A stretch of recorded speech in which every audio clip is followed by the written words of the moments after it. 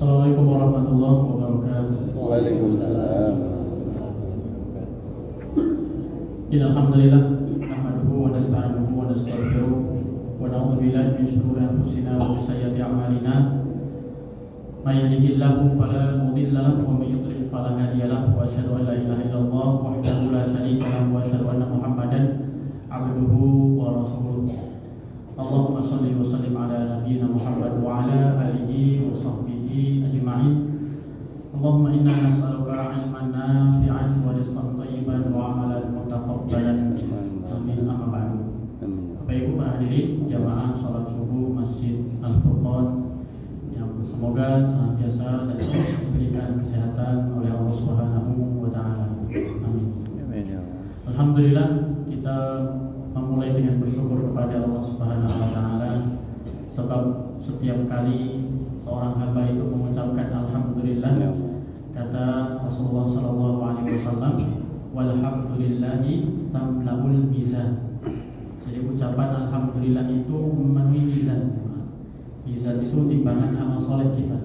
Jadi satu ucapan ini bisa memenuhi amal soleh kita. Semoga dengan kita memulai dengan alhamdulillah ini memperberat amal soleh kita kelak di hari kiamat. Amin. Yang kedua, salawat teriring salam selalu kita aturkan kepada Nabiullah Muhammad sallallahu alaihi wasallam, kepada keluarganya, kepada para sahabatnya, kepada para tabi'in, tabi'ut tabi'in dan seluruh umat beliau.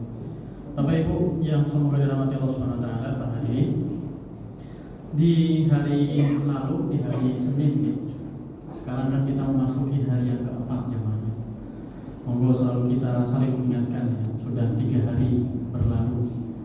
Kali ini kita memasuki hari yang keempat. Selalu kita bertanya dan kita bermuhasabah setiap waktu.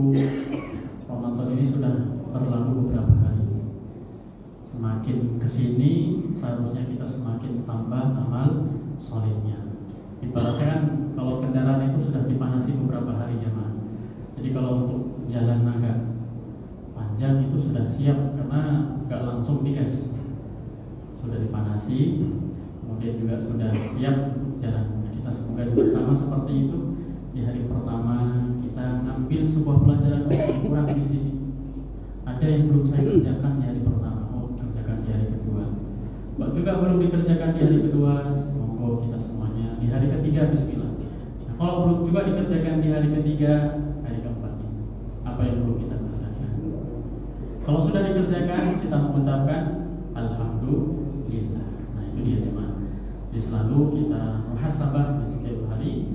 Sebab Nabi Shallallahu Alaihi Wasallam bersabda, al-kayyisu man dana nafsahu wa amila lima ba'dal maut. Orang yang cerdas versinya Nabi itu adalah orang yang selalu dana nafsahu. Apa itu dana nafsahu ya Pak? Muhasabah. Dia selalu koreksi dirinya sendiri. Itu satu. Yang kedua, wa amila lima ba'dal maut. Dia itu beramal untuk mempersiapkan setelah kematian. Itu orang yang cerdas. Karena orang yang beriman itu orientasi hidupnya bukan hanya sekedar wah yang penting saya itu bisa makan besok, yang penting saya punya kendaraan, yang penting saya punya rumah di dunia. Bukan hanya sebatas itu orientasi orang yang beriman, tetapi orang yang beriman itu hadirin rahimahullah orientasinya itu jauh sana. Kita tidak hanya berbicara dimensinya duniawi, tapi sampai dimensi ukhrawi jemaah. Jadi kita nih berbicara yang bukan masalah 100-200 tahun yang akan datang, tidak tahu seperti apa. Tapi kita berbicara ba'dal maut. Setelah kita wafat ini nanti seperti apa kelanjutannya? Karena perjalanan hidup tidak selesai dengan kita kembali kepada Allah, dengan meninggal dunia itu masih ada. Itu bahkan kehidupan yang sebenarnya jemaah. Kalau kehidupan duniawi kata Allah ta'ibun wa lahbun wa zinatun wa tafakhur. Itu hanya sedang gurau main-main. Itu hanya tafakhur, bangga-banggaan, itu hanya zina. zina itu hanya sebatas perhiasan. Tapi Al-Quran menyebutkan akhirat itu lahiyal hayawan. Kehidupan akhirat itu adalah kehidupan yang hak, yang hakiki itu ya. Makanya bismillah kita mempersiapkan perjalanan panjang kita setelah kita nanti balik kepada Allah Subhanahu wa taala. Bapak Ibu yang kita sama-sama hormati, rahimakumullah. Di hari kemarin, hari Senin, kita membahas tentang kisahnya Aisyah. Ada seorang wanita yang meminta-minta ngetuk pintunya Aisyah radhiyallahu anha bersama dengan 2 anaknya. Belum makan berhari-hari sama lapar. Kemudian Aisyah masuk ke dalam rumah mencari makanan, puter. Rumah Aisyah sempit ya, dia tidak seperti yang kita bayangkan rumahnya luas. Nah, rumahnya di situ ya kamarnya, di situ ya kalau nyambut tamu, di situ ya kalau mau masak dan seterusnya, itu ya satu ruangan. Nah, itu. Masuk ke dalam ruangannya, nggak ketemu. Ternyata ketemu cuma 3 kurma. Sedangkan yang meminta ada 3 orang, ibunya 1 dan 2 anaknya, jadi 3 rupanya. Setelah itu hadirin rahimakumullah, ibu ini memberikan masing-masing anaknya 1 kurma. Dan ibu punya jatah 1. Anaknya makan, dilihati, kelihatan lapar ya, beberapa waktu belum makan. Setelah selesai makan 1 kurma tersebut, ternyata anaknya masih incer apa cuma? Incer kurma yang diberikan oleh ibunya. Ini perasaan kasih sayang ibu diuji di sini jemaah. Bapak juga sama seperti itu.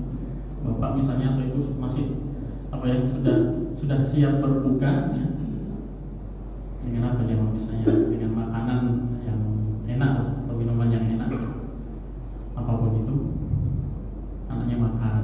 Selesai makan, ya ternyata anaknya masih pengen nambah. Ibu atau bapaknya mau nggak mau ya harus memberikan jemaah. Masa dengan egoisnya anaknya nangis jerit-jerit gak dikasih. Itu kasih sayang ya, manusia itu. Diberikanlah itu jatah cuma 1 kurma, yang bisa jadi laparnya ibu itu lebih daripada laparnya siapa jemaah? Anak-anaknya. Tapi yang namanya orang tua di sini kita betul-betul terpukul ya. Orang tua itu kalau sudah melihat anaknya minta, apalagi terkait dengan hal yang seperti ini, itu dikasih. Akhirnya dikasih itu. Karena cuma 1, nggak mungkin kok cuma salah 1 dikasih. Maka dari 1 kurma itu apa cuma dibagi 2, masing-masing setengah. Jadi anaknya masing-masing memakan 1,5 kurma. Kita yakin 1,5 kurma nggak akan kenyang ya kalau kita ya. Apalagi orang Indonesia ini kalau belum makan nasi belum disebut sebagai makan. Sahurnya sudah 2 piring bubur misalnya. Kok sudah dahar? Belum. Padahal sudah habis 2 mangkok bubur dan gorengannya 5 misalnya. Kata orang Indonesia kalau belum makan nasi belum disebut sebagai makan. Padahal sudah kenyang. Jadi masing-masing anak hanya makan 1,5 kurma. Dan kita tahu sendiri zaman 1 kurma itu kan paling 1 jempol manusia yang memang. Itu yang besar, ada juga yang kecil. Akhirnya perjalanan ini dilihat oleh Aisyah radhiyallahu anha, dan Aisyah kemudian masuk. Ibu tersebut dan anaknya pulang. Nah, Rasul kemudian pulang ke rumah dan bercerita itu Aisyah radhiyallahu anha. Diceritakan oleh Aisyah kepada Rasulullah sallallahu alaihi wasallam. Kemudian Rasul menanggapi, "Wahai Aisyah, apa yang membuat kamu itu takjub? Apa yang membuat kamu itu kagum? Sesungguhnya Allah Subhanahu wa taala itu sudah merahmati ibu tersebut karena ibu itu sudah sayang kepada anak-anaknya.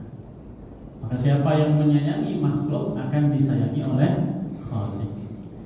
Kalau kita menyayangi manusia karena Allah Subhanahu wa taala, makhluk Allah Subhanahu wa taala, maka siap-siaplah kita untuk mendapatkan rahmat dari Allah Subhanahu wa taala. Sebaliknya, siapa yang tidak memiliki kasih sayang di dalam hatinya, maka Allah tidak berikan kasih sayang kepada orang tersebut. Ini kemarin. Hari ini hadirin rahimahullah, selama kurang lebih beberapa menit yang ke depan, insyaallah kita akan membahas tema lain, yaitu tema yang ke-50 di dalam kitab Al-Adab Al-Mufrad. Babu qublatis sibyan. Ini bab yang ke-50. Judulnya adalah bab tentang mencium anak kecil. Ini bagi orang tua mencium anak kecil. Babu qublati as-sibyan. Hukumnya seperti apa? Ada dua hadis insyaallah yang akan kita sampaikan pada pertemuan kali ini. Yang pertama hadis yang ke-90. Jadi alhamdulillah sudah 89 yang kita baca di Masjid Al-Furqan ini. Dan kali ini kita akan masuk di hadis yang ke-90. Qala al-Imam Al-Bukhari haddatsana Muhammad bin Yusuf, dari Muhammad bin Yusuf, qala haddatsana Sufyan, dari Sufyan, an Hisham, dari Hisham, an Urwah, dari Urwah. Ini Urwah bin Zubair, salah seorang tabi'in, an Aisyah radhiyallahu anha, dari Aisyah. Aisyah ini salah satu istri Nabi SAW dan salah satu ummahat al-mu'minin, salah satu ibunda orang-orang yang beriman. Putri dari Abu Bakar As-Siddiq, seorang wanita yang cerdas, seorang wanita yang istimewa, bahkan disebut sebagai salah satu wanita terbaik sepanjang sejarah umat manusia. Itu Aisyah. Meskipun nanti ada perbedaan, ada yang mengatakan yang paling mulia itu Khadijah, ada juga yang mengatakan yang paling mulia adalah siapa? Aisyah. Ya, terlepas dari khilaf perbedaan tersebut, kita pastikan beliau ini termasuk salah satu wanita terbaik sepanjang yang dikenal oleh sejarah peradaban manusia. Jadi maka kita perlu jamaah untuk sesekali itu mengenal siapa orang-orang yang diabadikan namanya oleh sejarah. Di antaranya adalah Aisyah, putri dari Abu Bakar As-Siddiq radhiyallahu anhu. Aisyah mengatakan qalat ja'a Arabiyyun ila Nabi sallallahu alaihi wasallam faqala. Jadi Aisyah bercerita lagi jemaah. Kenapa kok Aisyah itu orangnya cerdas dan banyak memiliki hadis dari Rasulullah sallallahu alaihi wasallam? Ya bagaimana tidak jemaah, tinggalnya langsung bersama dengan Nabi. Jadi ngajinya langsung.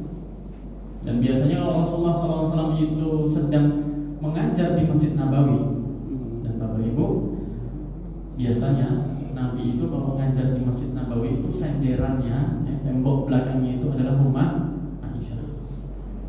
Jadi Bapak bisa membayangkan, Ibu bisa membayangkan Raudhah yang hari ini dikunjungi oleh jamaah haji, jamaah umroh yang dari Madinah itu Raudhah itu dulu adalah Masjid Nabawi.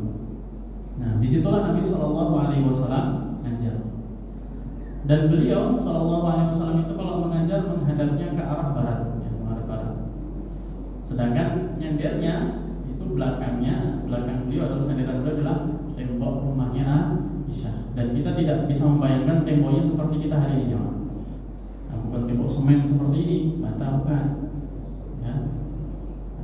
Dari kayu, dari batang ataupun apa itu namanya pelepah kurma dan sebagainya itu disusun sehingga kalau ada orang yang berbicara kita otomatis juga tetap dengar. Nah, kalau sekarang misalnya tembok semua semen, beton semuanya, ya kita mau teriak-teriak di samping kita juga tidak akan terdengar karena kedap suara. Nah, di balik itu hadirin rahimahullah, ketika Rasulullah menghadap ke arah barat, kemudian di rumah Aisyah tersebut yang sekarang itu menjadi apa? Makam Nabi Muhammad SAW itu dulu adalah ruangan atau rumahnya Aisyah radhiyallahu anha. Artinya ketika Rasul menyampaikan hadis, Rasul sedang mengajar di Masjid Nabawi, Aisyah ikut ngaji, tapi ngajinya di mana? Di rumahnya. Nah, inilah yang kemudian kalau hari ini para ulama itu menyebutkan kita belajar online itu ya dulu awal mulanya seperti itu jemaah. Kan Rasulullah belajar ngajar kemudian Aisyah di rumah itu kan tidak tatap muka. Itu dulu para ulama menyebutkan itu ya kurang lebih hampir mirip seperti itu. Kita bisa mendengarkan meskipun kita tidak di majelis itu. Ya ada orang mungkin yang ketika disiarkan secara live ada orang yang mendengar atau melihat kita, mereka tidak duduk di sini, tapi mereka ikut menyimak dan menyaksikan apa yang kita sampaikan. Nah, itu dulu Aisyah mendapatkan ilmu di antara caranya seperti itu. Makanya disebut sebagai wanita yang cerdas karena banyak belajar dari Nabi SAW karena rumahnya nempel dengan Masjid Nabawi. Itu sekilas tentang Aisyah radhiyallahu anha. Ja'a Arabiyyun ila Nabi sallallahu alaihi wasallam. Ada seseorang datang kepada Rasulullah sallallahu alaihi wasallam. A'rabi. Ini bukan orang yang tinggal di Madinah. Bapak Ibu rahimahullah, Madinah di zamannya Nabi tidak bisa kita bayangkan seperti kota Madinah hari ini, jemaah. Madinah di zaman Nabi SAW itu ibaratnya hanya seperti ya Masjid Nabawi hari ini yang dikelilingi oleh gerbangnya, gerbang keluar, jemaah. Itu dulu Madinah. Jadi di luar gerbang itu dulu luar Madinah. Makanya bagi jemaah yang itu di luar tembok atau gerbang Masjid Nabawi itu dulu adalah tempat untuk menghajat orang Madinah, karena itu di luar bangunan-bangunan Madinah. Jadi sangat kecil, sangat kecil sekali. Ya, paling kalau jalan dari ujung ke ujung cuma jalan kaki mungkin sekitar 10 menit jalan santai. Jadi itu dulu Madinah. Di luar itu berarti di luar kota Madinah. Kalau sekarang kan sudah sangat luas sekali, sudah sangat luas. Dari ujung ke ujung bisa sampai 20 sampai 30 menit ya, naik kendaraan. Kalau jalan kaki ya lebih ya. Itu hari ini. Tapi hari itu Madinah itu hanya kita bisa bayangkan Masjid Nabawi hari ini dengan gerbangnya, gate-nya ada gate 30 dan seterusnya itu memang. Itu dulu Madinah. Bapak Ibu yang saya hormati semua, datang seorang Arabi berarti ini di luar gerbang tadi itu yang kita sampaikan. Dari orang luar, dari mana? Dari tinggalnya sama hewan ternaknya sana di gurun, di bukit, di lembah dan seterusnya. Itu namanya A'rabi. Secara otomatis mereka tidak bisa mendapatkan ilmu sebanyak orang-orang yang seperti misalnya Abu Bakar As-Siddiq atau Umar bin Khattab atau Utsman atau sahabat-sahabat yang mereka 24 jam bisa ketemu Nabi. A'rabi itu orang, kalau sekarang kita menyebutnya mungkin apa ya, Pak? Orang Arab apa namanya? Badui ya. Orang Arab Badui. Jadi tinggalnya di desa sana jauh. Datang kepada Rasulullah SAW. Di pertemuan kemarin kita membahas ada seorang wanita meminta-minta datang. Kita lihat hadirin Allah, Nabi itu sebagai tempat untuk ngadu semua orang. Maksudnya ada orang yang membutuhkan masalah finansial, ya datangi ke siapa? Rasul. Ada orang yang butuh jawaban dari pertanyaan, datangi ke siapa? Nabi SAW. Jadi inilah seorang pemimpin yang perlu dan patut kita teladani. Beliau SAW menjadi ya, tempat untuk curhat, menjadi tempat untuk bercerita, menjadi tempat untuk bertanya dan seterusnya. Itu beliau juga. Dan Rasul SAW tidak pernah menolak ya, ketika ada orang yang ingin bertanya, ada orang yang ingin menyampaikan sesuatu dan sebagainya. Begitu baiknya beliau kepada umat ini, maka kita sebagai umat beliau yang sungguh keterlaluan ketika kita ini diperintahkan sesuatu, dilarang untuk meninggalkan sesuatu, kok kita malah berani untuk melawan beliau. Padahal beliau sudah saking sayangnya kepada kita, cintanya kepada kita, beliau sudah berusaha untuk nahan-nahan kita, cegah-cegah kita untuk masuk neraka, malah manusia sengaja untuk memasukkan diri dan nyemplung ke mana? Ke neraka. Padahal Rasulullah sudah narik-narik kita, sudah nahan kita dari masuk neraka. Ja'a Arabiyun ila Nabi sallallahu alaihi wasallam, datang seseorang itu, artinya ilmu itu apa jemaah? Didatang. Beberapa kesempatan sudah pernah kami sampaikan di hari Senin bahwa yang namanya ilmu itu ketika sampai ke Imam Malik, dia mengatakan al-ilmu yu'ta wa la ya'ti. Ilmu itu didatangi. Alhamdulillah di Ramadan ini jamaah kesempatan yang luar biasa sekali. Minimal kita sehari itu bisa mendapatkan 3 kali siraman rohani ya, gizi. Ada subuh, kemudian Bapak Ibu mungkin ada yang ikut juga menjelang maghrib, nanti pada isya kultum atau bisa ikut yang lain. Artinya 3 kali sehari. Seperti kalau makan di luar bulan Ramadan. Seharusnya semoga ya kita ini nanti setelah selesai bulan Ramadan, hati ini menjadi lebih matang, hati ini menjadi lebih bersih, insyaallah. Orang dari Badui tadi, dari Arab pedalaman tadi mengatakan kepada Rasulullah SAW, mengatakan kepada Rasulullah SAW, faqala atuqabbiluna sibyanakum. Orang ini yang datang dari jauh datang dan bertanya, Atuqabbiluna sibyanakum, apakah kalian itu mencium anak-anak kalian sendiri? Fama nuqabbiluhum, karena kami tidak mencium anak-anak kami. Ini kata siapa jemaah? Kata orang Arab Badui. Qala Nabi sallallahu alaihi wasallam, kemudian Rasulullah sallallahu alaihi wasallam menjawab dan bersabda. Lihat jawaban Nabi jemaah. Nabi tidak terus memarahi, Nabi tidak lantas kemudian menjelek-jelekkan dasar orang yang tidak sayang kepada anaknya, dasar orang yang kasar, keras dan sebagainya. Tidak, itu tidak keluar dari lisan. Tapi lihat saja jawabannya. Au amliku laka an naz'allahu min qalbika rahmah. Aku tidak punya kendali kalau seseorang itu sudah dicabut kasih sayangnya oleh Allah Subhanahu wa taala. Artinya apa? Kita tidak memiliki kesempatan dan kita tidak punya kemampuan jemaah untuk bikin orang itu mendapatkan sifat rahmah atau kasih sayang. Hidayah itu kan milik Allah Subhanahu wa taala. Kita tidak bisa memaksakan orang lain untuk mendapatkan hidayah Allah. Karena Allah berfirman dalam Al-Qur'an, "Wa huwa a'lamu bil muhtadin." Allah yang lebih tahu siapa manusia itu yang berhak untuk mendapatkan hidayah. Oleh sebab itu, sampai akhir hayatnya Abu Thalib, Rasulullah itu terus berdakwah, terus ngajak pamannya untuk memeluk agama Islam. Tapi ya tidak bisa. Sebab apa? Innaka la tahdi man ahbabta, walakin Allah yahdi man yasha. Kita itu tidak akan bisa memberikan petunjuk dan hidayah sekalipun kepada orang yang paling kita cintai. Tetapi Allah itu memberikan hidayah kepada orang-orang yang Allah kehendaki. Kita nggak bisa maksa. Kamu harus seperti ini, kamu ini, nggak bisa. Kita tanya aja. Seperti ini. Alhamdulillah kalau menerima. Tugas kita sudah terlaksana. Kalaupun ternyata kita sudah sampaikan, kita sudah ingatkan, nasihati berkali-kali, kalau tetap juga tidak mau menerima itu jemaah, hadirin rahimakumullah, sesungguhnya tugas kita hanya menyampaikan. Kita tidak sampai diperintahkan Allah Subhanahu wa taala untuk membalikan hati dan keadaan seseorang. Apakah kita berdosa kalau ternyata kita sudah sampaikan dan orang itu tidak mau mengikuti? Ya tidak berdosa jangan. Kalau kita sudah berusaha untuk menyampaikan. Yang dosa itu kalau kita lihat kesalahan, kemudian kita malah diam. Kita mampu untuk mencegah itu, mengingkari kemungkaran. Itu hadis yang pertama. Yang kedua, hadis rahimahullah, itu hadis yang ke-91.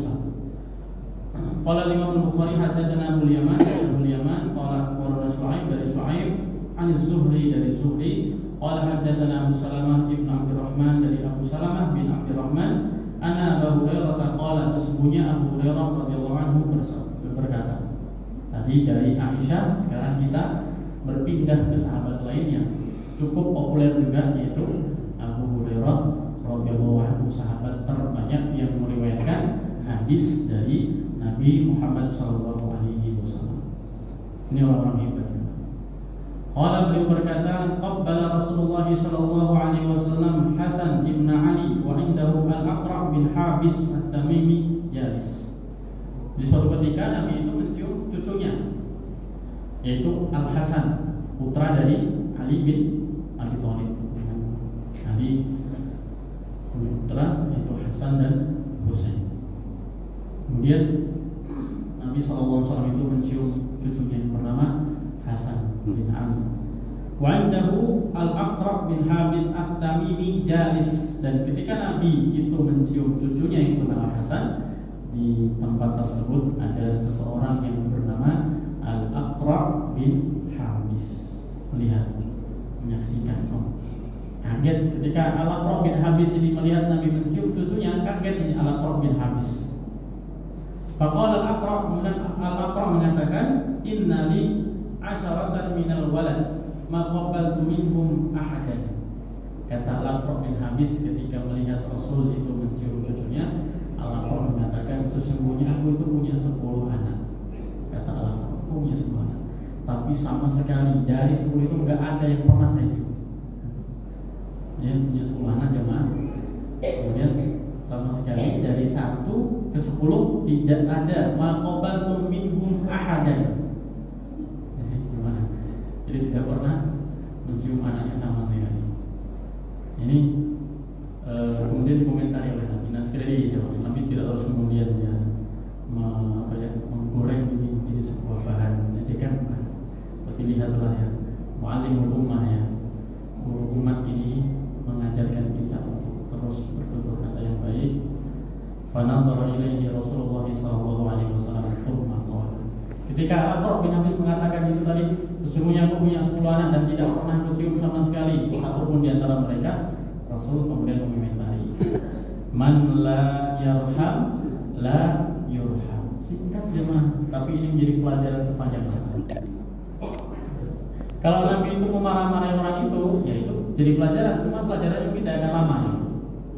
Tapi kalau Nabi itu menyampaikan sebuah pernyataan yang sifatnya umum, bisa menjadi nasihat sepanjang masa, ini cuma man la yarham la yurham. Siapa yang tidak menyayangi tidak akan disayangi.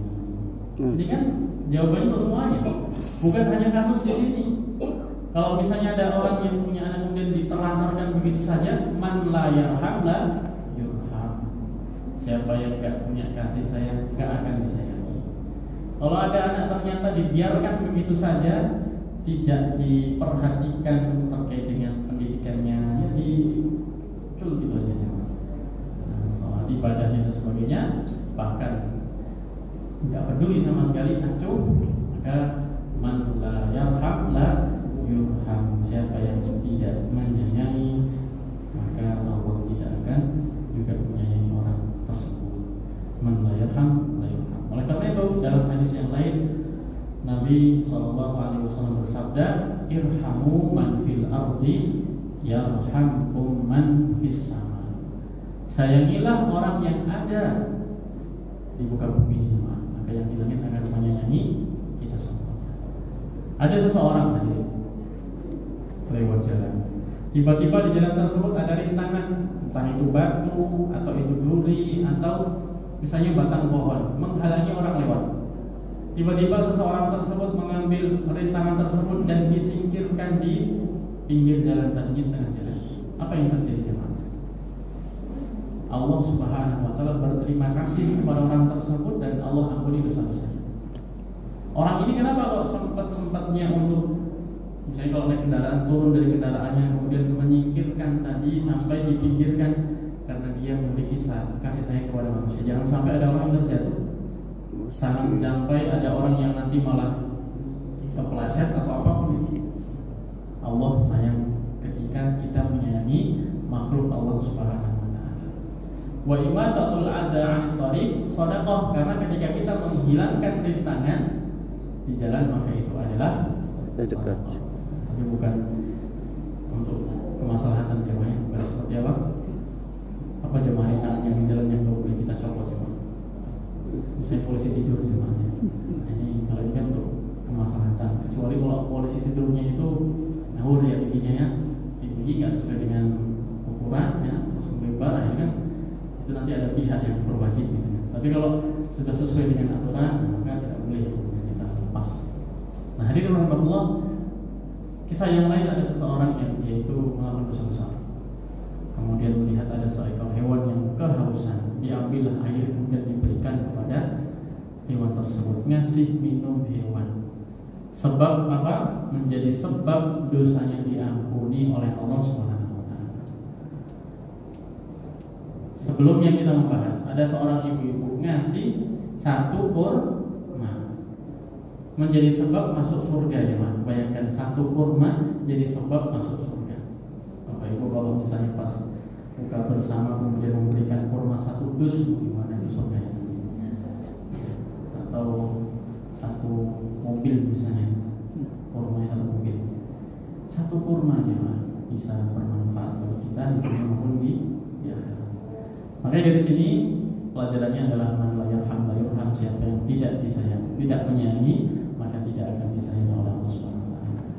Kita sayang kepada makhluk Allah Subhanahu wa taala.